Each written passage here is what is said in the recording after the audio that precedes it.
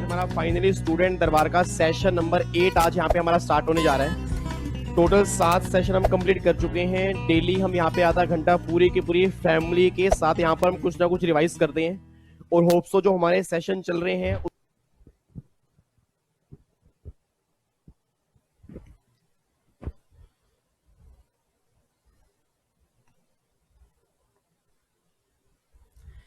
Good evening जी, good evening भाई, की हाल चाल। चलो जी, सभी का हाल चाल बढ़िया होना चाहिए। तो आज हमारे फाइनली स्टूडेंट दरबार का सेशन नंबर 38 आज हम यहाँ पे स्टार्ट करने जा रहे हैं सर। और हमने जीएसटी के प्रैक्टिकल क्वेश्चंस की एक जर्नी स्टार्ट की हुई है, जिसमें टोटल 2 पार्ट हमारे हो चुके हैं। पार्ट नंबर 1 में हमने मई 18 में जितने भी क्वेश्चंस जीएसटी के बने थे वो सारे कंप्लीट किए थे। और पार्ट नंबर 2 में जो नवंबर 18 वाले क्वेश्चंस थे ना, वो सारे हमने कंप्लीट किए थे। और आई होप आपको उन पेपर में कोई भी डाउट्स नहीं है। जिनके छोटे मोटे डाउट्स थे वो मैंने कमेंट में ही रिप्लाई कर दिया। अब उसके अलावा कोई भी डाउट्स नहीं था। तो फाइनली आज हमें पार्ट नंबर 3 आज हमें यहाँ पे स्टार्ट करना है। अब पार्ट नंबर 3 में ना, जो सीए के एग्जाम में मई 19 के अंदर पेपर बना था, उस मई 19 में जितने भी आपके जीएसटी के प्रैक्टिकल क्वेश्चंस बने थे वो आज हम सारे कंप्लीट करेंगे। और आज मैं आपको सेशन स्टार्ट होने से पहले ही बता रहा हूं सर, आज हम जितने प्रैक्टिकल क्वेश्चन करेंगे ना, बिलीव मी, एक एक क्वेश्चन मोस्ट इंपॉर्टेंट है और आपके एग्जाम के लिए मोस्ट इंपॉर्टेंट है।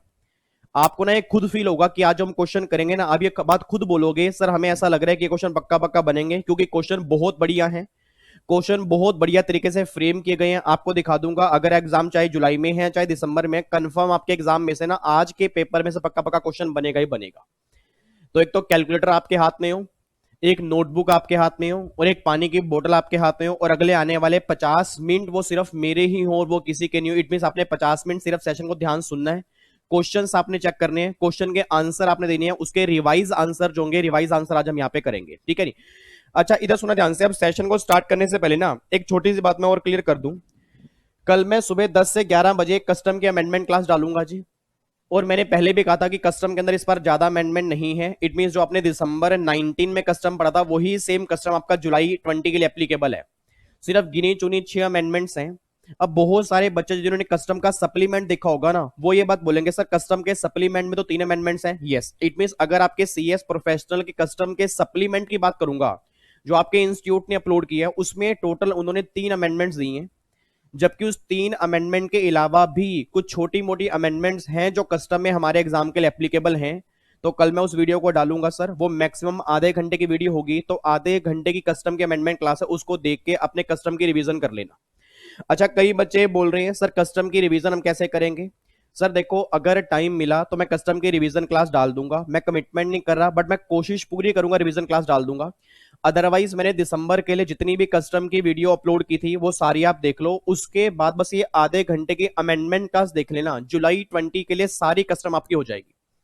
मैं दोबारा बोल रहा हूं, कोशिश मैं 100% करूंगा कि कस्टम की रिवीजन क्लास डाल दूं। बट अगर बाई चांस मैं नहीं डाल पाता तो जो दिसंबर में आपने कस्टम की मैंने वीडियो क्लास यूट्यूब पे डाली थी ना, उस क्लास के साथ प्लस में आप ये अमेंडमेंट क्लास देख लेना, आपका पूरा का पूरा हो जाएगा, ठीक है जी। बाकी प्रैक्टिकल क्वेश्चन हमें यहाँ पे करना ही है। पहले हम जीएसटी वाले कंप्लीट करेंगे, और फिर देन इनकम टैक्स वाले कंप्लीट करेंगे, और देन फिर हम कस्टम वाले कंप्लीट करेंगे। तो जो भी आपके प्रैक्टिकल क्वेश्चंस होंगे ना, वो सारे के सारे जो हमारे डेली सेशन होते हैं उसके अंदर हम कंप्लीट कर लेंगे। दूसरी बात एक और, अब जो हमारा अगला सेशन होगा, अगला सेशन जो होगा ना हमारा, परसों सेशन जो होगा, उस परसों के सेशन में हम प्रैक्टिकल क्वेश्चन का पार्ट नंबर 4 नहीं करेंगे। उस परसों के सेशन में मैं टॉपिक डालूंगा एडवांस रूलिंग का। याद करो, मैंने 18 घंटे की जीएसटी की रिवीजन क्लास डाली थी, और उसके अंदर मैंने कहा था कुछ टॉपिक आपके ऐसे हैं सीएस प्रोफेशनल के जो मैंने आपको रिवाइज नहीं करवाए थे। मैंने कहा था कि उसकी मैं रिवीजन क्लास अलग से डालूंगा। तो परसों एक रिवीजन क्लास में डालने जा रहा हूं। एडवांस रूलिंग एक चैप्टर आपके जीएसटी में, that is most important chapter, उसमें से कंफर्म एक क्वेश्चन बनता ही बनता है। तो उसकी रिवीजन क्लास जो होगी ना, वो परसों शाम को 7 बजे चलेगी। तो प्लीज आपने वो रिवीजन क्लास जरूर अटेंड करनी है, क्योंकि चैप्टर मोस्ट इंपोर्टेंट है, एक क्वेश्चन पक्का पक्का बनेगा। बच्चा कहता है सर फिर उससे अगले आने वाले पार्ट जो होंगे वो भी रिवीजन क्लास के होंगे। नहीं, इट मींस बीच बीच में रिवीजन डालूंगा। वैसे हमें करने प्रैक्टिकल क्वेश्चंस ही हैं, बट बीच बीच में कभी भी रिवीजन क्लास में डाल दूंगा, वो आपको मैं इंटीमेट करूंगा, देन फिर रिवीजन क्लास डालूंगा, बस ये पर ध्यान दो, ठीक है जी। तो आज हमें पार्ट नंबर 3 करना है, मे 19 वाला। परसों पार्ट नंबर 4 नहीं करेंगे, परसों मैं डालूंगा रिवीजन क्लास, उसके बाद जो क्लास होगी देन पार्ट नंबर 4 हम कंप्लीट करेंगे, बात ध्यान दो, ठीक है जी। चलो जी, मैं आपका टाइम वेस्ट नहीं कर रहा, तो फाइनली अब हम यहाँ पे स्टार्ट करने जा रहे हैं जी। इधर देखो ध्यान से। अब अगर मैं मे 19 का पेपर ओपन करता हूं, ये पेपर आपके सामने है जी। इस पेपर में ना ध्यान रखना, जितने भी हम क्वेश्चंस करेंगे, मैं दोबारा बोल रहा हूं सर, क्वेश्चन मोस्ट इंपोर्टेंट है, क्वेश्चन बहुत ध्यान से करना, और ये सारे क्वेश्चन आपने ही कंप्लीट करने हैं, खुद पहले आपने कंप्लीट करने हैं, इसके आंसर फिर हम बाद में चेक करेंगे। इधर देखना ध्यान से। अब सबसे पहला क्वेश्चन जो है ना, देखो जी, सबसे पहला क्वेश्चन है, सबसे पहला क्वेश्चन हमारा कितने नंबर का है? 8 नंबर का है। इट मींस आप चेक कर लो कितना बड़ा क्वेश्चन है जी, ये पूरा का पूरा हमारा क्वेश्चन है, और अगले पेज पर भी थोड़ा सा क्वेश्चन है। इट मींस ये लगा लो 1.5 पेज का हमारा क्वेश्चन है। और एक क्वेश्चन जो है ना, ये रिलेटेड किससे है? इनपुट टैक्स क्रेडिट का जो हमारा चैप्टर था, उससे रिलेटेड हमारा क्वेश्चन है। तो क्वेश्चन बहुत ध्यान से पढ़ना। आओ जी एक बार क्वेश्चन पढ़ना स्टार्ट करते हैं। क्या कहना चाह रहे हैं? वो ये बात कहना चाह रहे हैं, mister Himanshu, A registered supplier of chemical, page GST under regular scheme. It means regular scheme के अंदर वो जीएसटी पे करता है। He is not eligible for any threshold exemption. वो कोई भी एलिजिबल नहीं है थ्रेशोल्ड एग्जम्पशन के। He has made the following outward taxable supply for the month of September 19। It means outward supply दी हुई है कि सितंबर के महीने में इसने इतनी आउटवर्ड सप्लाई की है, और जो इनवर्ड सप्लाई है वो ये वाली दी हुई है। फिर वो ये बात कहना चाह रहे हैं कि भैया बैलेंस आईटीसी, जो आपका आईटीसी का ओपनिंग बैलेंस है ना, वो सीजीएसटी इतना है, एसजीएसटी इतना है, आईजीएसटी इतना है। फिर एडिशनल इंफॉर्मेशन में क्या दे रहे हैं? एडिशनल इंफॉर्मेशन में कह रहे हैं कि उसने गाड़ी परचेस की है, एक कार परचेस की, use for the business purpose, जिसको वो बिजनेस में यूज करेगा, एट द प्राइस 6,72,000। उसमें जीएसटी इंक्लूड है 36,000 सीजीएसटी और 36,000 एसजीएसटी। और एक गाड़ी परचेस की है 15 सितंबर 2019 को। He capitalise the full value including GST in the books on the same date of claim depreciation. It means वो ये बात कहना चाह रहे हैं, इस वैल्यू को ना उसने क्या कर लिया? कैपिटलाइज कर लिया। पहली बात तो एक बात मुझे सोच के बताओ सर। इट मींस अब जैसे ही मैंने पैराग्राफ पढ़ा ना, तुरंत मेरे माइंड में क्या आ गया? Section number 17(5). सेक्शन नंबर 17(5) याद करो, आपने क्लास में पढ़ा होगा कि मोटर व्हीकल वाले केस में कोई भी आपको आईटीसी नहीं मिलता, चाहे वो अपने बिजनेस के लिए यूज क्यों ना की हो। बट अगर मोटर व्हीकल 4 जगह यूज करोगे, आईटीसी मिल जाएगा। पहला पहला केस क्या था? अगर मैं गाड़ियों का डीलर हूं तो मुझे आईटीसी मिलेगा, ये वाला क्वेश्चन उसका नहीं है। दूसरा केस यह था, अगर मैं गुड्स और पैसेंजर की ट्रांसपोर्टेशन करूंगा, उस केस में मुझे आईटीसी मिलेगा। और तीसरा, अगर ड्राइविंग स्कूल वाला होगा तो मुझे आईटीसी मिलेगा। चेक करो, उन चारों केस में ये क्वेश्चन कहीं पर भी कवर नहीं हो रहा। इट मींस अब अगर मिस्टर हिमांशु ने ये वाली गाड़ी अपने बिजनेस के लिए ही यूज क्यों ना की हो, तो भी उसको आईटीसी नहीं मिलेगा, बस ये पर ध्यान दो। तो ये वाला पैराग्राफ तो पूरा मेरा वेस्ट हो गया, इसको मैंने यहां से कट कर दिया। इट मींस इसका मुझे कोई भी आईटीसी नहीं मिलेगा। रीजन मीन मोटर व्हीकल चाहे बिजनेस में यूज करूं, उसका मुझे आईटीसी नहीं मिलेगा। और देखो कमाल के बाद, देखो उसने कंफ्यूज करने के लिए क्या दे दिया, एक पूरा पैराग्राफ बना के दे दिया ताकि बच्चा यहां पे गलती करके आए। तो भैया इसका मुझे आईटीसी मिलेगा नहीं, मैंने यहां पे क्रॉस मार दिया। आगे देखो, फिर वो बात कहना चाह रहा है, out of inter state purchase, एक आपने इंटर स्टेट परचेज की है from registered dealer, goods worth 1 lakh were received on October 19 due to road traffic jam. It means वो ये बात कहना चाह रहे हैं कि एक आपने ना इंटर स्टेट परचेज की है, और इंटर स्टेट परचेज जो आपने की है रजिस्टर्ड पर्सन से, उसमें 1 लाख रुपए का सामान ऐसा है जो सितंबर के महीने में रिसीव नहीं हुआ, अक्टूबर के महीने में रिसीव हुआ। और हमें जो क्वेश्चन करना है वो किस मंथ का करना है? हमें क्वेश्चन करना है सितंबर के मंथ का। तो भैया सितंबर के महीने में जब मुझे वो 1 लाख रुपए का सामान मुझे रिसीव नहीं हुआ, मेरी पूरी फैमिली जानती है उस 1 लाख रुपए का मुझे आईटीसी भी नहीं मिलेगा। एक बच्चा कहता है, यार ये सर क्या कमाल की बात कर रहे हैं, 1 लाख का आईटीसी क्यों नहीं मिलेगा? याद करो नालायको, सेक्शन नंबर 16 में आपने क्या किया होगा? सेक्शन 16 में लिखा था जितना सामान आप अपनी फैक्ट्री में रिसीव करोगे उतने का ही तो आईटीसी मिलेगा। अब अगर 1 लाख रुपए का सामान मुझे रिसीव ही अक्टूबर के अंदर हुआ, तो उसका आईटीसी मुझे अक्टूबर के अंदर मिलेगा, सितंबर के अंदर नहीं मिलेगा। ठीक है, तो क्वेश्चन बहुत ध्यान से करना है। मैं आपको बार बार कह रहा हूं, क्वेश्चन बहुत बढ़िया है, 8 नंबर का नहीं, आपके एग्जाम में कम से कम 6 नंबर का तो जरूर बनेगा, यह बात ध्यान दो। आओ जी क्वेश्चन करना स्टार्ट करते हैं। कैलकुलेटर अपने हाथ में लो, नोटबुक अपने हाथ में लो, करना स्टार्ट करो। क्वेश्चन आपके सामने है।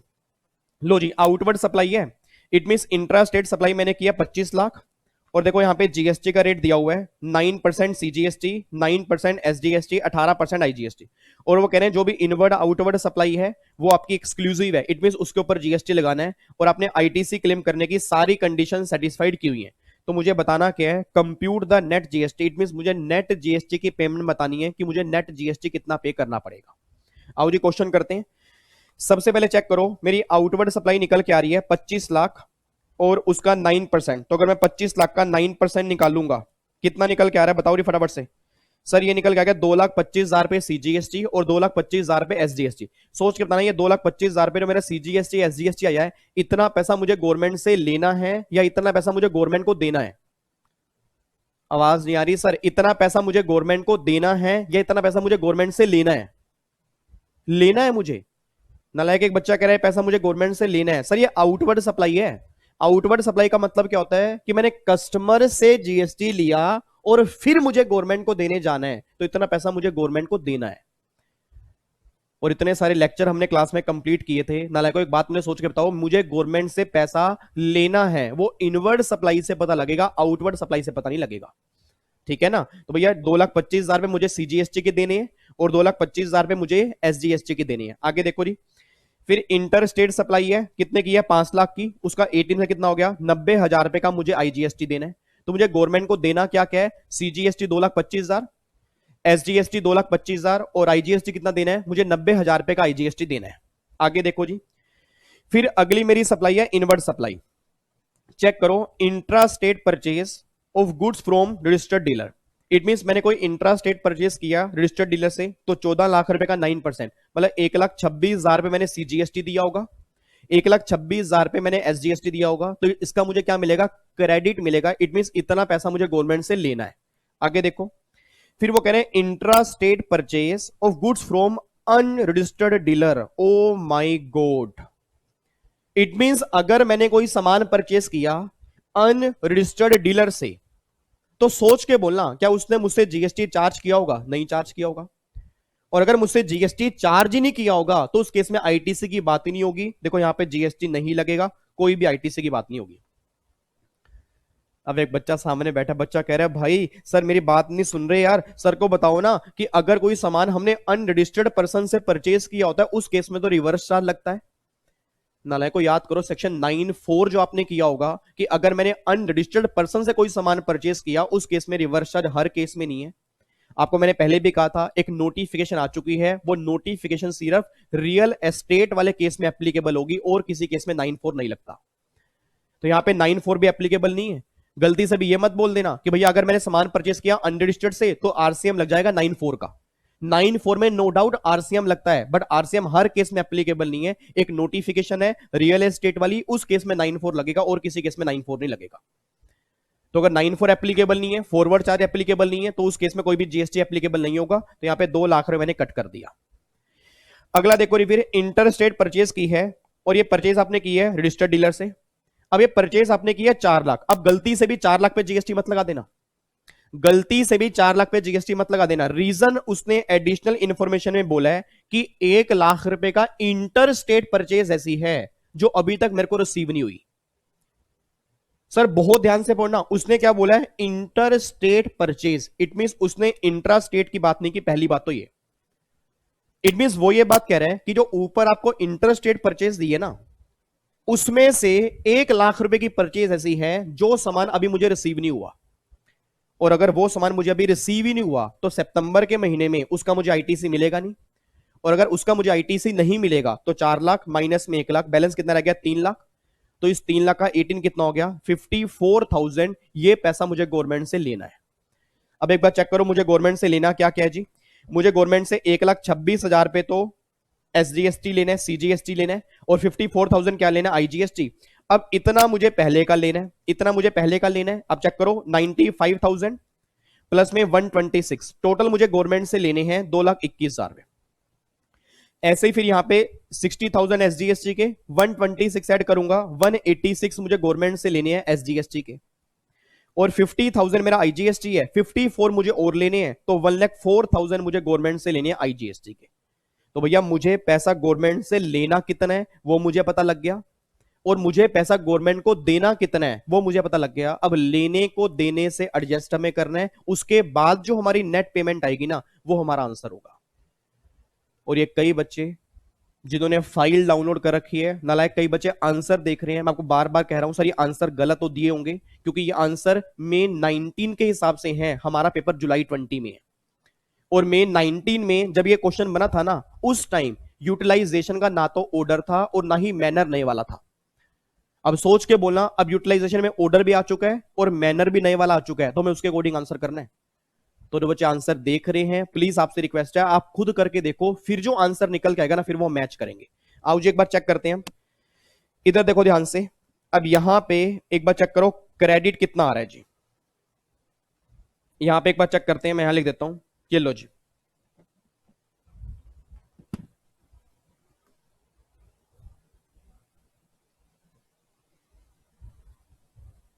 कहां करें, एक मिनट रुको इसको क्लियर कर दूं। लो जी, अब यहां पे एक बार चेक करो, यहां आ गया क्रेडिट जो मुझे पैसा गवर्नमेंट से लेना है, और यहां मुझे जो गवर्नमेंट को पैसा देना है। अब यहां पे सबसे पहले बताओ मुझे आईजीएसटी का गवर्नमेंट से लेना कितना है, बताओ जी मुझे गवर्नमेंट से आईजीएसटी कितना लेना है सर। आईजीएसटी मुझे गवर्नमेंट से लेना है 1,04,000 रुपए, तो मैंने यहां पे लिख दिया 1,04,000, ठीक है जी। और फिर मुझे सीजीएसटी कितना लेना है, सीजीएसटी सीजीएसटी मुझे लेना है 2,21,000, 2,21,000 ये सीजीएसटी लेना है। और फिर मुझे एसजीएसटी कितना लेना है, एसजीएसटी एसजीएसटी मुझे लेना है जी 1,86,000। और मुझे गवर्नमेंट को देना कितना है, मुझे गवर्नमेंट को देना कितना है, मुझे सीजीएसटी देना है 2,25,000, और मुझे एसजीएसटी भी देना है 2,25,000, और मुझे आईजीएसटी कितना देना है, आईजीएसटी देना है 90,000। लो जी, अभी आपके सामने क्वेश्चन आ गया जी, मुझे पैसा गवर्नमेंट से लेना कितना है वो भी आपके सामने है, और मुझे पैसा गवर्नमेंट को देना कितना है वो भी आपके सामने है। अब हमें कुछ नहीं करना, बस लेने को देने से एडजस्ट करना है, मैं और कुछ नहीं करना। एक बार मैं दोबारा फटाफट से आपको 2 मिनट में यहां पे दोबारा दिखा रहा हूं जी। अब यहां देखो क्वेश्चन में ना उसने कुछ नहीं बोला, क्वेश्चन में उसने क्या बोला है, उसने आपको आउटवर्ड सप्लाई दे दी है। अब उस आउटवर्ड सप्लाई पर जो भी आपका जीएसटी निकल के आएगा वो पैसा अपने गवर्नमेंट को देने जाना है। उसने आपको इनवर्ड सप्लाई दे दी है, उस इनवर्ड सप्लाई पर जो भी जीएसटी हम देकर आएंगे उसका मुझे आईटी से मिलेगा। अब उसने दो बातें बोली हैं, पहली बात तो उसने ये बोली है एक इनवर्ड सप्लाई ऐसी है जो आपने अनरजिस्टर्ड पर्सन से सामान परचेस किया, उस केस में तो जीएसटी लगेगा ही नहीं, आईटीसी की बात ही नहीं होगी। फिर सेकंड उसने ये बोला कि आपने एक इंटर स्टेट परचेस की है, वो इंटर स्टेट परचेस 4 लाख रुपए की है, उसमें 1 लाख रुपए का सामान ऐसा है जो अभी तक आपको इस मंथ में रिसीव नहीं हुआ, और अगर वो मुझे रिसीव नहीं हुआ तो इट मींस उसका मुझे आईटीसी नहीं मिलेगा। आईटीसी मुझे कितने का मिलेगा, 3 लाख का मिलेगा, सेक्शन 16 में ये बात आपने पढ़ी होगी। और फिर उसने गाड़ी परचेस की है, मोटर व्हीकल का तो आईटीसी मुझे वैसे ही नहीं मिलता, वो काम मेरा वैसे ही खत्म हो गया। तो भैया अब मेरा यहाँ पे क्या निकल के आ गया, इससे मेरा निकल के आ गया भाई कितना पैसा मुझे गवर्नमेंट से लेना है, इससे मेरा निकल के आ गया कितना पैसा मुझे गवर्नमेंट को देना है। अब उस लेने को देने से हमें एडजस्ट कैसे करना है वो सारी बातें हम यहाँ पे देखने जा रहे हैं। एक बार चेक करना सर, अब यहाँ पे इधर देखो ध्यान से। अब आईजीएसटी, सीजीएसटी, एसजीएसटी आपके सामने है, मेरा पूरी क्लास से क्वेश्चन है। सबसे पहले बात करो ऑर्डर की, सबसे पहला हमारा ऑर्डर किसका होता है, पहला ऑर्डर हमारा होता है आईजीएसटी का, पहला ऑर्डर ये है, सबसे पहले हमें आईजीएसटी खत्म करना है। सेकंड ऑर्डर हमारा किसका होगा, सीजीएसटी का, और फिर तीसरा ऑर्डर जो हमारा होगा वो हमारा किसका होगा, एसजीएसटी का। ये बातें आप सब जानते हो सर, जब ये क्वेश्चन बना था ना मई 19 में, उस टाइम ऑर्डर नहीं था। और अगर मैं आईजीएसटी की बात करूंगा, आप सब जानते हो IGST credit can be utilise for the payment of first IGST, और सेकंड जो है ना वो सीजीएसटी और एसजीएसटी आप कैसे भी खत्म कर सकते हो। मैं दोबारा बोलूंगा, IGST credit can be utilise for the payment of first IGST, और सेकंड जो है वो सीजीएसटी एसजीएसटी आप कैसे भी खत्म करो, कोई फर्क नहीं पड़ता। जब ये क्वेश्चन बना था उस टाइम ये वाला मैनर नहीं था, ये बात ध्यान दो। उस टाइम मैनर था IGST first IGST, second CGST, अगर कुछ बचेगा देन एसजीएसटी। अब वो मैनर हमें यूज नहीं करना, इसलिए जो उसका पीछे आंसर दिया हुआ आंसर गलत है। और उस आंसर को रिवाइज करते हैं फटाफट से। पहले बताओ आईजीएसटी खत्म करेंगे, पहले किससे खत्म करेंगे, आईजीएसटी से। तो इससे पहले मैंने ये खत्म कर दिया, लो ये मेरा 90,000 पूरा खत्म हो गया। अब ये 90 मेरा पूरा खत्म हो गया, तो भैया सबसे पहले मैंने इसको खत्म किया आईजीएसटी से। अब अगर मैं इसमें से 90,000 माइनस करूंगा तो मेरे पास बैलेंस कितना बचेगा? मेरे पास बैलेंस बचेगा 24,000 का, मेरे ख्याल से मेरे पास बैलेंस बचेगा 24,000 नहीं, 24,000 नहीं, शायद 14,000। मेरे पास बैलेंस बचेगा 14,000 का, इतना बैलेंस बचेगा ना। 1,04,000 में से 1,04,000 में से अगर माइनस कर दूंगा 90,000, यस मेरे पास बैलेंस बचेगा जी 14,000 का। अब सोच के बोला, ये 14,000 जो है इसको मैं कैसे यूज कर सकता हूं? इसको मैं सीजीएसटी में भी कर सकता हूं, एसजीएसटी में कर सकता हूं, और दोनों में कैसे भी यूज कर सकता हूं, अब फर्क नहीं पड़ता, आपको मैंने पहले भी कहा था। अब सर इस केस में ना कई सारे ऑल्टरनेट पॉसिबल हैं, एग्जाम में किसी भी तरह से आप कर सकते हो, बट मैंने कल भी कहा था आप एजम्पशन लिख के आओगे। और मैंने पहले भी कहा था अगर क्वेश्चन साइलेंट होगा ना, अगर क्वेश्चन में उसने बोला हुआ कि आपने ये सीक्वेंस फॉलो करना है, फिर तो वो फॉलो करेंगे। अगर क्वेश्चन साइलेंट है तो मैंने कल भी कहा था मैं 50% यूज करूंगा सीजीएसटी में और 50% यूज करूंगा मैं एसजीएसटी में, बस ये बात ध्यान देना। तो आओ जी इसको, अब इस 14,000 को मैं यूज करूंगा पहला 50% यहां पे, और इस 14,000 का 50% मैं यूज करूंगा यहां पे। तो भैया यहां से मैंने माइनस कर दिया 7,000 और यहां पर फिर मैंने माइनस कर दिया 7,000। अब ये 7,000 मैंने माइनस किया तो 2,25,000 में से अगर 7,000 मेरा गया तो ये 2,18,000 पे मेरा ये बच गया, और ऐसे ही 2,25,000 में से ये भी मेरा कितना बच गया? 2,18,000 बच गया। अच्छा अब मेरा आईजीएसटी जो है ना, अब ये मेरा आईजीएसटी ये मेरा पूरा खत्म हो गया, आईजीएसटी पूरा खत्म हो गया। अब सेकेंड ऑर्डर मेरा है सीजीएसटी। अब सीजीएसटी फर्स्ट यूज करूंगा सीजीएसटी, तो आओ जी इसको मैं इससे यूज करता हूं। इससे मैंने ये खत्म किया तो ये पूरा 2,18,000 पे मेरा खत्म हो गया, लाइबिलिटी मेरी खत्म होगी। इवन मेरे को 3,000 पे अभी गवर्नमेंट से और लेने हैं। ये 3,000 पे का बैलेंस मेरा क्या बच गया? क्रेडिट मेरा बैलेंस बच गया 3,000 पे का, यह बात ध्यान देना। ये बात क्लियर हो गई? अगले पर आओ जी। अब यहां पे एसजीएसटी है, इसको मैं इससे खत्म करूंगा। अब ये मेरी लाइबिलिटी पूरी खत्म नहीं होगी, ये मेरी लाइबिलिटी पूरी खत्म नहीं होगी, ये मेरा क्रेडिट खत्म हो गया। अब अगर मैं इसमें से 186 माइनस करूं तो 186 2,18,000 माइनस में 186 करूंगा तो उस केस में 32,000 की मेरी बैलेंस लाइबिलिटी बच जाएगी, जो मुझे गवर्नमेंट को देनी होगी एसजीएसटी की।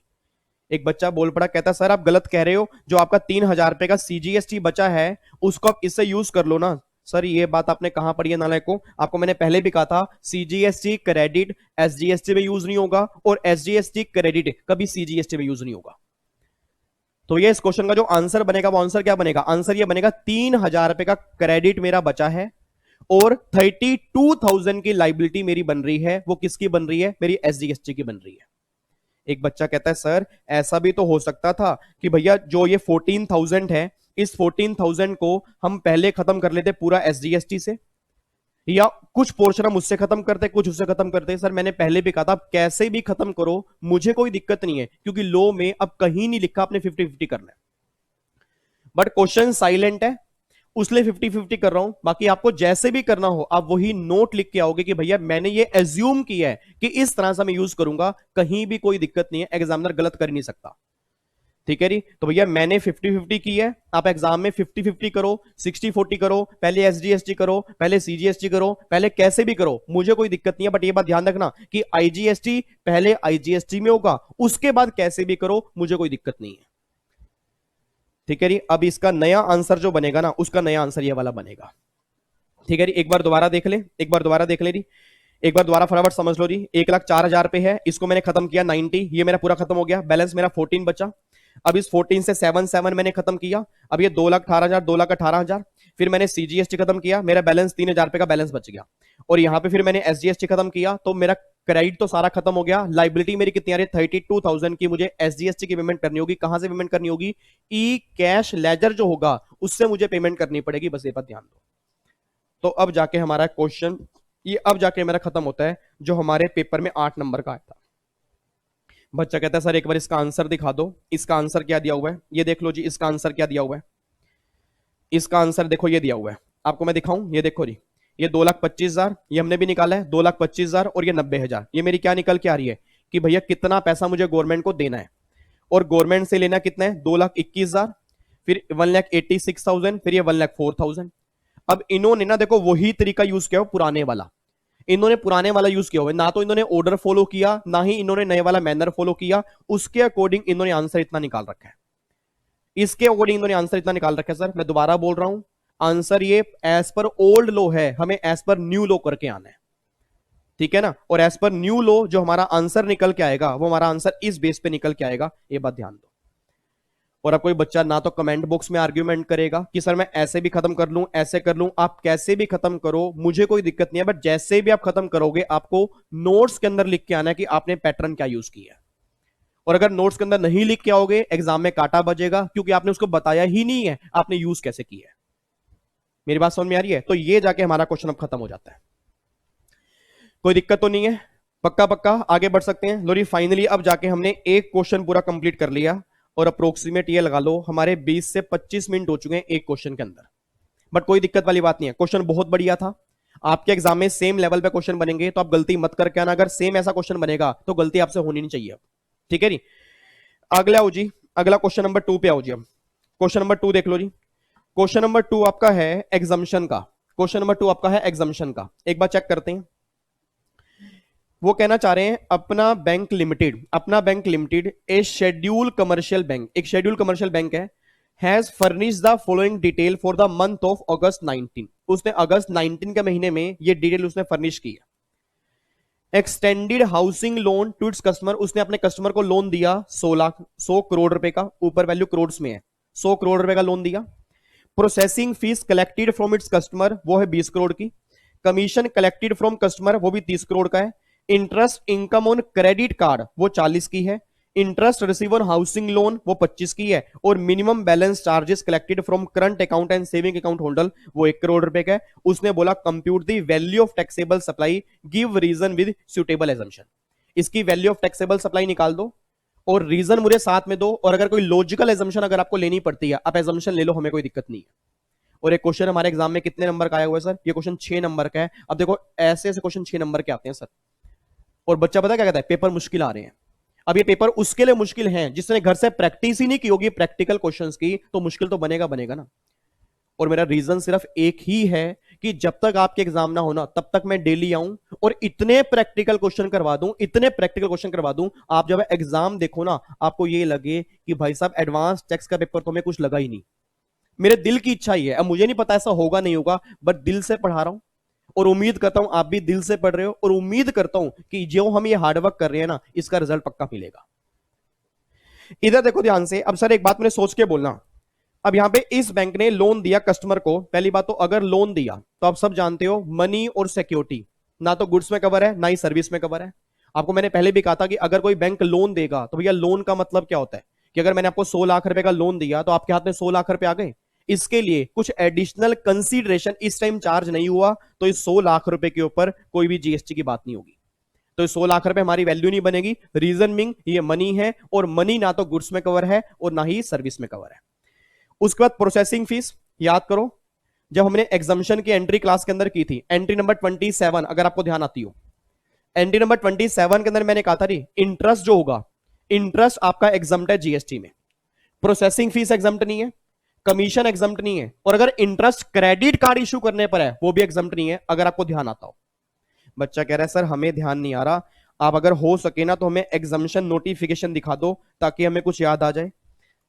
इधर देखो ध्यान से नालायको, एंट्री नंबर 27 जो आपने पढ़ी थी, देखो यहां पे क्या लिखा है, एंट्री नंबर 27, इधर देखो ये क्या है, service by way of extending deposit loan और advance in so far as the consideration is represented by interest और डिस्काउंट, इंटरेस्ट एग्जाम्प्ट है डिस्काउंट एग्जाम्प्ट है, other than interest involved in credit card service.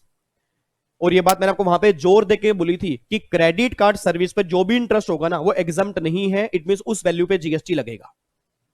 अब एक बार check करो question में दोबारा से, तो भैया प्रोसेसिंग फीस इस पे तो जीएसटी लगेगा, कमीशन इस पे भी जीएसटी लगेगा, ये इंटरेस्ट है ये भी इंटरेस्ट है, बट सारे इंटरेस्ट एग्जाम्प्ट नहीं है, ये इंटरेस्ट क्रेडिट कार्ड वाला है इस पे जीएसटी लगेगा, और ये इंटरेस्ट हमारा लोन वाला है इस पे जीएसटी एग्जाम्प्ट है एंट्री नंबर 27, तो ये हमारा वैल्यू में काउंट नहीं होगा। और भैया ये जो मिनिमम बैलेंस चार्ज है इस पर भी जीएसटी लगेगा, सिर्फ इंटरेस्ट और डिस्काउंट एग्जाम्प्ट है, बाकी जो भी आप फीस चार्ज करोगे उस वैल्यू पर जीएसटी लगेगा। तो हमारी वैल्यू क्या निकल के आ गई, वैल्यू 20 और 30 50 और 40 90 और 1 91 करोड़ हमारी वैल्यू निकल के आ रही है। इस वैल्यू पर हमें जीएसटी लगाना है। और आप रीजन क्या दे के आओगे? बिल्कुल क्लियर रीजन है भैया, ये तो मनी में कवर, ये तो मनी है तो ना तो गुड्स में कवर है ना सर्विस में कवर है, और ये सारे काम हमारे एग्जम्पशन में कवर नहीं है इसलिए जीएसटी लग रहा है, और ये वाला काम एग्जम्पशन की एंट्री नंबर 27 में कवर है तो इसलिए हमारी वैल्यू का पार्ट ही नहीं बनेगा। तो आपको मैं एक बार इसका आंसर दिखा दूं। बच्चा कहता है हाँ सर एक बार आंसर दिखा दो। ये देखो जी, यहां पे ये रहा, देखो जी, सबसे पहला इसने 100 इसमें लिख रखा है नील, और उसने क्या लिख रखा है देखो जी, सिंस मनी, और money does not constitute goods, और ना ही वो सर्विस में कवर होता है। उसके बाद ये 20 लाख रुपए यहां जोड़ रखे हैं, 30 लाख रुपए हैं, 40 लाख रुपए हैं, और देखो ये इंटरेस्ट, और ये interest exempt from tax entry number 27 अभी हम देख के आए हैं, और ये आपका मिनिमम चार्जेस है 1 लाख रुपए। 91 करोड़ की आपकी वैल्यू निकल के आ रही है। बताओ अगर ये क्वेश्चन 6 नंबर का बन जाए इसमें है क्या? और यही क्वेश्चन मुश्किल है, यही क्वेश्चन बच्चा एग्जाम से बाहर आता है ना, बच्चा पता क्या बोलता है? पेपर बाहर से आया। पेपर बाहर से नहीं आया, आपने क्वेश्चन ध्यान से नहीं पढ़ा, आपने अपना माइंड घुमाया नहीं कि क्वेश्चन है किसका, और अबकी क्वेश्चन में कुछ भी नहीं है। सिर्फ अगर एक एग्जामिनेशन की एंट्री 27 आपके माइंड में क्लियर है, और जो सर्विस और गुड्स की डेफिनेशन हमने की थी इसमें मनी और सिक्योरिटी बाहर निकाले थे, अगर वो क्लियर है तो क्वेश्चन में कुछ भी नहीं है। ठीक है जी, तो ये हमारा क्वेश्चन नंबर 2 है जी। तो इसमें एक तो लोन वाला पार्ट कवर नहीं करना और एक इंटरेस्ट वाला पार्ट कवर नहीं करना, बाकी सारी हमारी वैल्यू बन जाएंगे, बस ये बात ध्यान दो। ठीक है, आगे बढ़ सकते हैं। यस सर, अगले क्वेश्चन पे आओ जी। अब ये अगला क्वेश्चन हमारा है 4 नंबर का। अगला क्वेश्चन भी किसका है जी? अगला क्वेश्चन भी हमारा एग्जामिनेशन का है। आओ जी एक बार चेक करते हैं। Decide with reason whether the following independent service are exempt from CGST. क्या ये सर्विस सीजीएसटी में एग्जम्प्ट है या नहीं है, ये आपको डिसाइड करना है। पहला केस कहना चाह रहे हैं, Gokul resident welfare association receive 9,000 per month as contribution from each member for sourcing of goods and service from third person for common use of its member। Sir याद करो, एक एंट्री नंबर 77 है, उसमें लिखा हुआ है कि अगर कोई अनइनकॉर्पोरेटेड एओपी बीवाई या कोई नॉन प्रॉफिट ऑर्गेनाइजेशन अपने ही मेंबर्स को सर्विस की सप्लाई करती है और 7500 तक अगर कंसीडरेशन वो रिसीव करती है, मतलब 7500 मींस 7500, अगर उतना कंसीडरेशन वो रिसीव करेगी ना, उस केस में एग्जम्प्ट है। अब यहां पे बोल देना, यहां पे कंसीडरेशन कितना है? 7500 तक है, उससे ज्यादा है, उससे ज्यादा है ना, तो ये सर्विस एग्जम्प्ट नहीं है, ये सर्विस टैक्सेबल है। और ये सर्विस हमारी कवर कहां पे है? एंट्री नंबर 77 में आप जाके देख लेना, ये एंट्री हमारी कवर हो जाएगी। आपको मैं दिखा देता हूं, इधर देखो ध्यान से। एंट्री नंबर 77 आपकी है, ये लो जी, ये रहा जी, एक बार रीड करो। देखो जी, सर्विस बाय अनइनकॉर्पोरेटेड बॉडी और non profit entity registered under any law for the time being in force to its own member. क्या लिखा है? Up to an amount of 7,500 rupees per month per member for sourcing of goods और service from a third person for the common use of its member in a housing society और a. तो commercial complex वाले case की बात नहीं कर रहे जी। It means अगर कमर्शियल कॉम्प्लेक्स की बात करूंगा उस केस में 7,500 की कोई लिमिट नहीं है। अगर आपने यहाँ पे ध्यान से देखो रही, यहाँ पे उसने क्या लिखा है? यहाँ पे उसने लिखा है रेजिडेंशियल कॉम्प्लेक्स और जो आपके सोसाइटीज होती हैं, आपने कई बार देखा होगा, मैंने पहले भी बोला है कि जो आपकी नॉर्मली बड़ी बड़ी सोसाइटीज होती है ना, उसके बाद लिखा होता है आरडब्ल्यू सोसाइटी। तो उस केस में वो अपने मेंबर्स को बहुत सारी सर्विस देती हैं, उनसे कंसीडरेशन लेती हैं। तो अगर वो 7,500 तक है फिर तो वो एग्जम्प्ट है, अगर उससे ऊपर है फिर वो क्या हो जाएगा? टैक्सेबल। तो आप अगर यहाँ पे क्वेश्चन में चेक करोगे, उसने अमाउंट कितना लिया है? 9,000 लिया। एग्जम्पशन लिमिट कितनी है? 7,500 की है ना, तो उस केस में बैलेंस क्या हो जाएगा? टैक्सेबल। बस ये पर ध्यान दो। तो उसने हमसे मांगा क्या था कि क्या ये एग्जम्पशन में कवर है? एग्जम्पशन में कवर नहीं है, एग्जम्पशन 7,500 तक है, उससे ऊपर कोई भी केस हमारा एग्जम्प्ट नहीं होगा। उसके बाद देखो जी, अगला फिर पॉइंट है, Mr Vikalp a performing artist has receive 1,58,000 from performing classical dance. याद करो फटाफट से, एंट्री नंबर 78 जो हमारी है, इससे अगले वाली एंट्री है। अब अगर क्लासिकल डांस की बात करूंगा तो मैंने कहा था 1.5 लाख रुपए तक अगर कंसिडरेशन होगा फिर एग्जम्प्ट होगा, 1.5 लाख से ऊपर वाला केस टैक्सेबल होगा। फिर वो कहना चाह रहे हैं 90,000 from acting in television serial during the month of June 19। It means आपको 90,000 मिल रहे हैं एक्टिंग से। अब ये जो है ना, ये एग्जम्पशन में कवर नहीं है, ये हमारा फुली टैक्सेबल है, क्योंकि जो 1.5 लाख रुपए की लिमिट है वो सिर्फ क्लासिकल वाले केस में है। एक बार चेक करो, देखो ये एंट्री नंबर 78। अगर मैं एंट्री नंबर 78 की बात करूंगा, ये रही हमारी, देखो service by an artist by way of performance in folk और classical art, music, dance, theatre, if the consideration charge such performance is not more than 1,50,000। It mean अगर कंसीडरेशन 1,50,000 तक है उस केस में एग्जम्प्ट है, अगर कंसीडरेशन उससे ऊपर लोगे तो बैलेंस क्या हो जाएगा, टैक्सेबल। और एक बात मुझे और सोच के बोलना, यहां पर कहीं भी ऐसा नहीं लिखा कि अगर टेलीविजन में एक्टिंग करोगे इतना पैसा लोगे तो एग्जम्प्ट है। इट मीन वो टेलीविजन वाला पोर्शन जो होगा तो ये वाला पोर्शन क्या हो जाएगा, फुली एग्जम्प्ट हो जाएगा, सॉरी फुली टैक्सेबल हो जाएगा। ठीक है जी, तो ये हमारे दोनों पार्ट थे। अब ये क्वेश्चन हमारा 4 नंबर का था। बताओ आपके एग्जाम में, मैंने पहले भी कहा था एग्जामिशन वाले क्वेश्चन ना इस तरह से बनेंगे, तो एग्जामिशंस आपके माइंड में होनी चाहिए कि आपने एग्जामिशन में क्या पढ़ा था। तो देखो इस वाले केस में 7500 की लिमिट थी, यहां पे 9000 रुपए टैक्सेबल हो गया, और यहां पे 1.5 लाख रुपए की लिमिट थी, 158 है टैक्सेबल हो गया, और इस वाले केस में कोई लिमिट ही नहीं थी, तो ये तो क्या हो गया, फुली टैक्सेबल हो गया। बस ये बात ध्यान दो। ठीक है जी, तो ये वाले क्वेश्चन में कोई डाउट तो नहीं है। अच्छा एक बात, अगर कोई डाउट होगा भी ना तो वीडियो खत्म होने के बाद कमेंट बॉक्स में डाल देना, बट उम्मीद करता हूं आपके इतने डाउट नहीं आ रहे, और ये बहुत अच्छी बात है, और आने भी नहीं चाहिए इस लेवल पे, क्योंकि मैं ये उम्मीद कर रहा हूं कि सबने जीएसटी पढ़ा होगा, सब रिवीजन करके बैठे होंगे, सिर्फ यहां पे हम क्वेश्चंस की प्रैक्टिस कर रहे हैं। और ये भी उम्मीद करता हूं कि आपको देखने से लग रहा होगा कि भैया एग्जाम में अगर ऐसे ऐसे क्वेश्चन बनेंगे ना तो मैं सोल्व कैसे करके आने।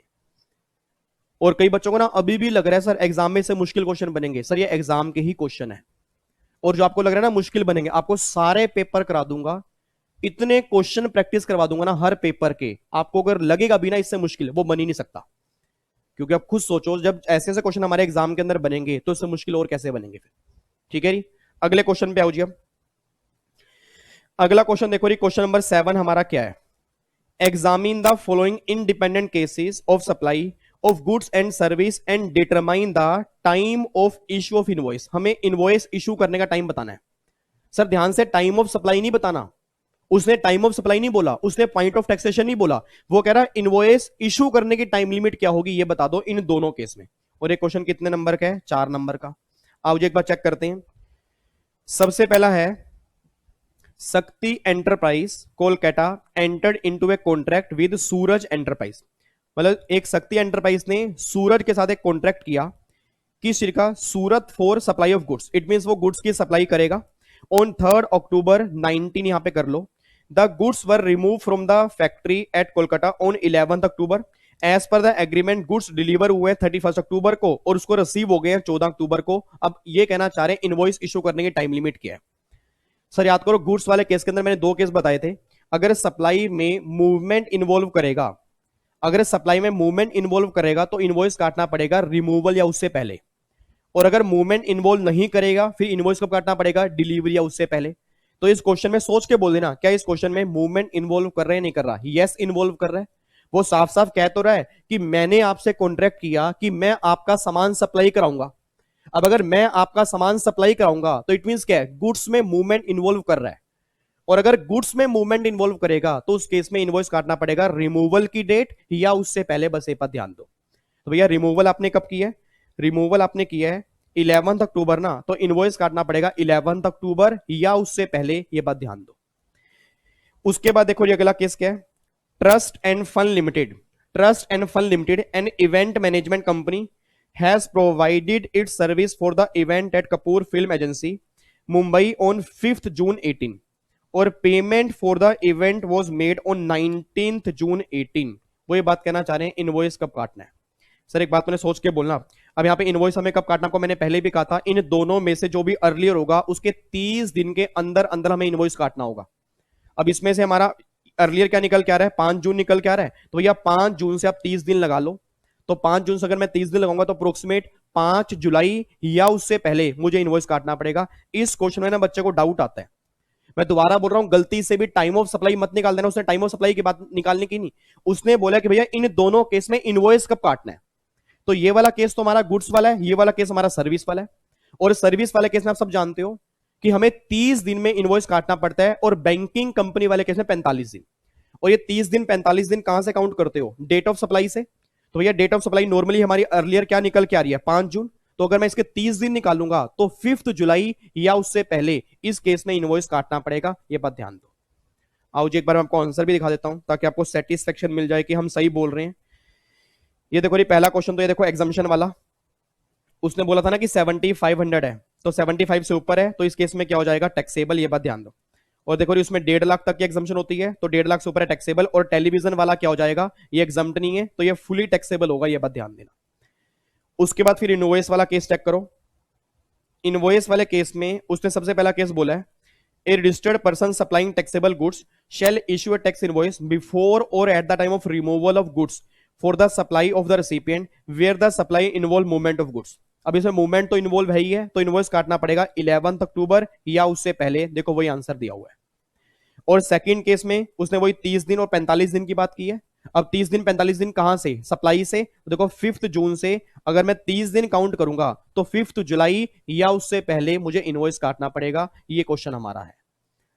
अब अगर ये क्वेश्चन आपके सीएस प्रोफेशनल के एग्जाम के अंदर बन जाए तो क्या आप इसको मुश्किल पेपर बोलोगे, आसान बोलोगे? कई बच्चे अभी भी मुश्किल बोलेंगे, रीजन बीइंग वो क्वेश्चन को समझ ही नहीं पा रहे वो क्वेश्चन है क्या। और फिर मैं दोबारा बोलूंगा, एक बार दोबारा सुन लेना, ये क्वेश्चन टाइम ऑफ सप्लाई का नहीं है, ये क्वेश्चन इनवॉइस किस टाइम इशू करना है, ये क्वेश्चन उसका है। ठीक है जी। अब मैं अगले क्वेश्चन पे आ रहा हूं जी। अगला क्वेश्चन देखो जी, अगला क्वेश्चन तो वही है, अगला क्वेश्चन तो सेम वही है सर। अगला क्वेश्चन ये लिखा हुआ है, याद करो, आपको मैंने ई कैश लेजर के अंदर कहा था। अब अगर ई कैश लेजर के अंदर बैलेंस है एसजीएसटी का, तो पेमेंट कहां पे होगी, एसजीएसटी का। सीजीएसटी का बैलेंस है तो सीजीएसटी में, इंटरेस्ट क्या है तो इंटरेस्ट में। आपस में क्या हम कैश लेजर के बैलेंस को आपस में हम किसी भी हेड से सेट ऑफ कर सकते हैं? Answer is no. आपको मैंने पहले भी कहा था, कैश लेजर के बैलेंस को सेट ऑफ करना एक अलग चीज होती है और क्रेडिट लेजर के बैलेंस को सेट ऑफ करना एक अलग चीज होती है। तो भैया ये देखो क्वेश्चन वही है कि कैश डिपॉजिट कराया आपने एसजीएसटी में, तो क्या 2000 रुपए की लाइबिलिटी इंटरेस्ट की, क्या उससे हम भुगतान कर सकते हैं? नहीं कर सकते, आंसर इज नो। ये क्वेश्चन बिल्कुल छोटा सा 2 नंबर का है। ठीक है, आपके एग्जाम में ऐसे ऐसे क्वेश्चन कम चांसेस है बनेंगे, बट आपको नॉर्मली पता होना चाहिए कि कैश लेजर के बैलेंस को हम आपस में कभी भी क्रॉस में सेट ऑफ नहीं कर सकते, ये बात ध्यान देना। अगले क्वेश्चन पे आओ जी। अब ये अगला क्वेश्चन हमारा है, स्टेट विद ब्रीफ रीजन, आपको रीजन देना है, whether following supply of taxable goods are required to registered under GST law. क्या इनको जीएसटी लॉ में रजिस्ट्रेशन करवाने की रिक्वायरमेंट है या नहीं? क्वेश्चन हमारा 4 नंबर का है जी। Mr Raghav is engage in the wholesale cum retail trading of the medicine in the state of Assam. अच्छा, आप सब जानते हो, अब ये आसाम जो है ये स्पेशल कैटेगरी स्टेट में कवर नहीं है।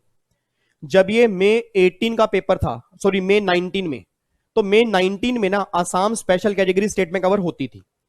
और मेरे पूरी फैमिली के बच्चे जानते हैं कि रजिस्ट्रेशन के चैप्टर में अब जो 10 लाख रुपए की लिमिट है सिर्फ 4 स्टेट में एप्लीकेबल है। और 4 स्टेट कौन कौन सी? नाग, मणिपुर, त्रिपुरा और मिजोरम घुमाने के लिए लेके गया। It means Nagaland, Tripura, Manipur, Mizoram, in 4 case में 10 लाख की लिमिट है, बाकी 10 लाख की लिमिट अब कहीं पर भी एप्लीकेबल नहीं है।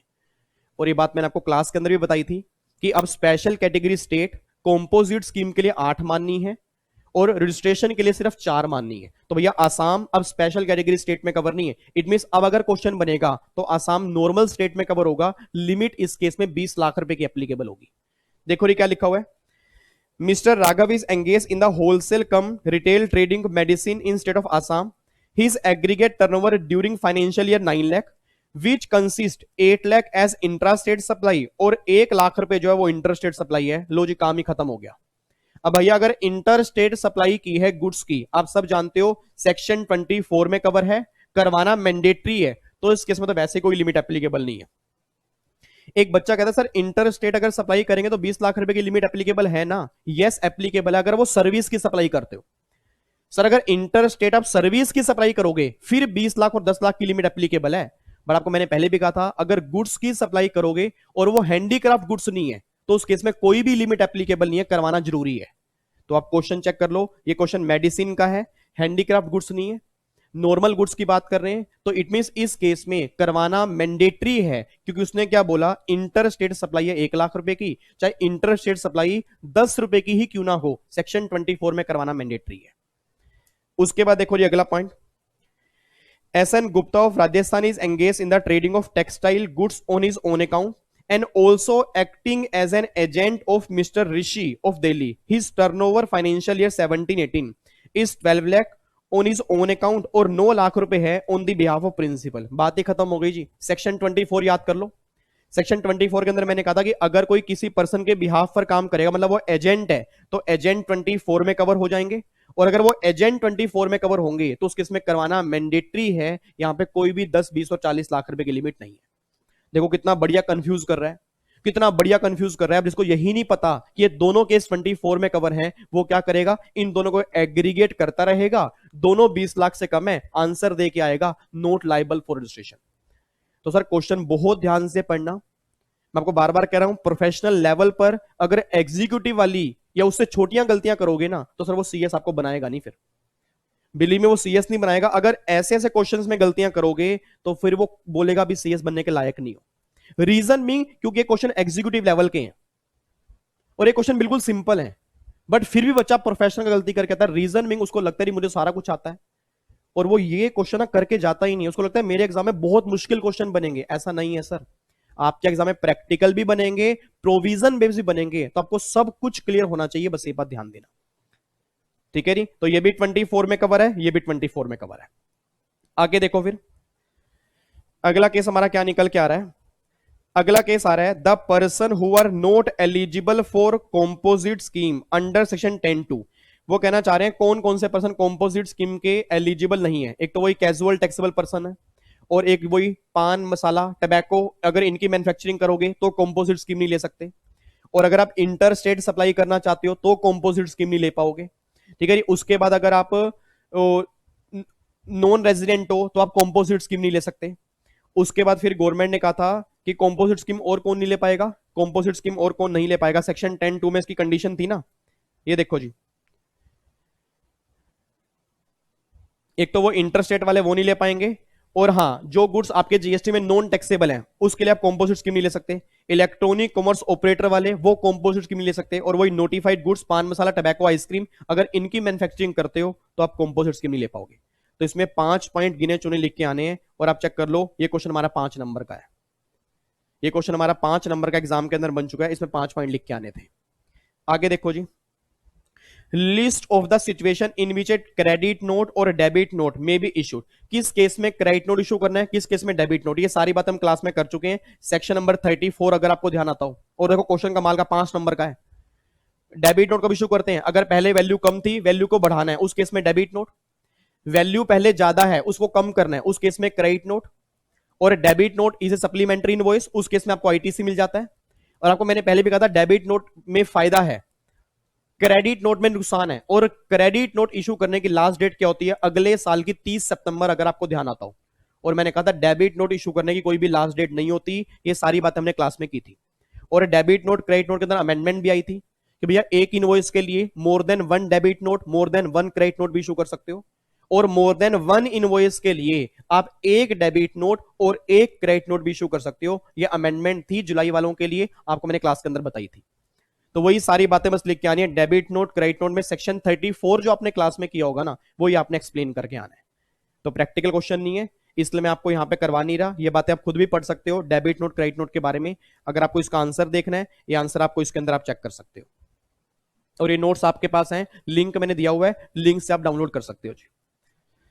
उसके बाद देखो ये अगला, वो कह रहे हैं कैजुअल टैक्सेबल पर्सन कौन होता है। वही कैजुअल टैक्सेबल पर्सन कौन होता है जी, जो ओकेजनली बेस पर काम करने के लिए आता है, जिसका फिक्स प्लेस ऑफ बिजनेस नहीं होता। Casual taxable person composite scheme ले सकते हैं, नहीं, casual taxable person composite scheme लेने के एलिजिबल नहीं होते। Casual taxable person liable for registration, yes, उनको बिजनेस कमेंसमेंट से 5 दिन पहले करवाना पड़ता है रजिस्ट्रेशन। उसके बाद वैलिडिटी पीरियड कितने दिन का होता है, 90 दिन का होता है। और क्या एक्सटेंशन पॉसिबल है, यस पॉसिबल है। याद करो यही सेम क्वेश्चन तुमने पिछले वाले पेपर के अंदर किया था, देखो दोबारा बन गया ना, देखो दोबारा सेम क्वेश्चन बन गया। इस तरह से क्वेश्चन दोबारा दोबारा बन जाते हैं, क्योंकि सर क्वेश्चन की वैरायटी फिक्स है, इसी में से क्वेश्चन बनने हमें पता है, ठीक है जी। तो ये हमारा पेपर था, खत्म हो गया जी। लो जी, हमने मई 19 का पेपर ही पूरा कंप्लीट कर लिया। अब इससे अगला पेपर नवंबर 19 का है, बट वो अभी हमारा मतलब ये लगा लो फ्राइडे को नहीं होगा। फ्राइडे को मैं एडवांस रूलिंग की रिवीजन करेंगे, देन फिर जो मंडे को मैं क्लास डालूंगा ना, उसमें हम करेंगे नवंबर 19 का। और अब तो जून 20 में तो होना ही है उनके सीए वालों के एग्जाम, तो उसका पेपर तो अभी बना ही नहीं होगा, ठीक है। तो नवंबर 19 हमारा लास्ट होगा, ठीक है। और ध्यान रखना सर, अभी और भी क्वेश्चन हमें करने हैं, मैं आपको day by day practical question की ही प्रैक्टिस कराऊंगा, बस इतना ध्यान देना, ठीक है। बाकी जो बच्चे आ रहे हैं उनके लिए अच्छी बात है, जो नहीं आ रहे उनको रिक्वेस्ट कर दूंगा आ जाएं प्लीज। तो अगर इस क्वेश्चन में पूरे पेपर में कहीं पर भी डाउट हो मुझसे पूछ लेना, वैसे डाउट होना नहीं चाहिए, पेपर बिल्कुल आसान था, हमारा टाइम भी इतना नहीं लगा, बट ये आप पहले खुद ट्राई करोगे, प्लीज ये बात ध्यान देना, पहले एक बार खुद ट्राई करके देखना, फिर कोई डाउट आ रहा है फिर कमेंट बॉक्स में डालना। कई बच्चे एकदम डालते, मैंने कल भी देखा था, फिर एकदम डाल दिया था। और मैं हमेशा बोलता हूं कि पहले एक बार खुद सोल्व करके देखो, फिर अगर डाउट आ रहा है ना फिर कमेंट बॉक्स में डाल देना, ठीक है जी।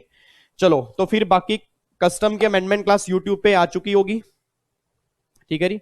कस्टम की अमेंडमेंट क्लास मैंने डाल दी है वैसे, ठीक है जी, कस्टम की अमेंडमेंट क्लास मैंने डाल दी है, उस अमेंडमेंट क्लास को आप देख लेना। और बाकी बस, ठीक है जी, मुलाकात करेंगे फिर नेक्स्ट सेशन के अंदर, सेम टाइम सेम जगह। ओके जी, बाय बाय, टाटा, थैंक यू सो मच, जय हिंद, God bless you, love you, take care, खुश रहो, मुस्कुराते रहो, अपनी फैमिली का ध्यान रखो, बाय बाय, टेक केयर, जय माता दी, लव यू सो मच।